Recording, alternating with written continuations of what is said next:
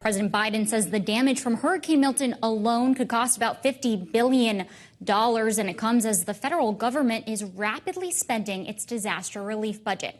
FEMA says it's used nearly $9 billion of the $20 billion it has allocated for fiscal year 2025, which only just started, as the agency works to fill a backlog of requests from earlier this year.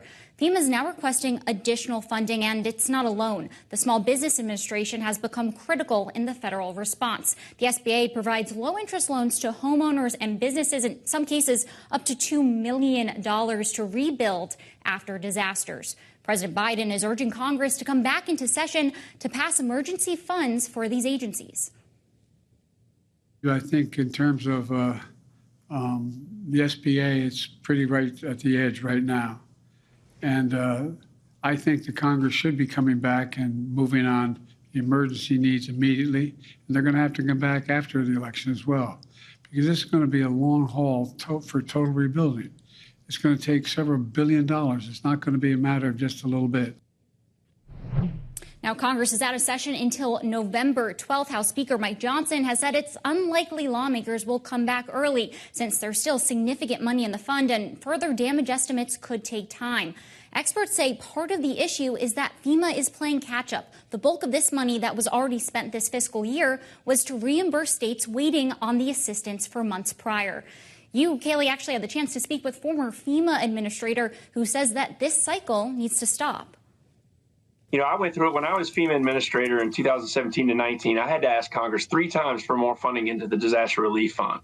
And eventually it was approved. But how do we get out of this cycle? And right now, I believe it's not just the funding, but how do we get out of this response cycle?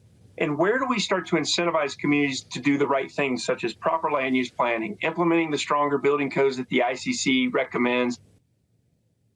Now, of course, we're coming up on the election, and the economy is repeatedly a top issue for Americans, according to our Bloomberg News Morning Consult polling. And the hurricane could play a factor here. Initial jobless claims spiked last week, partly due to disruptions from Hurricane Helene. And Kaylee, we could see supply chain issues right up to November, as ports along the coast in Florida, for example, remain closed.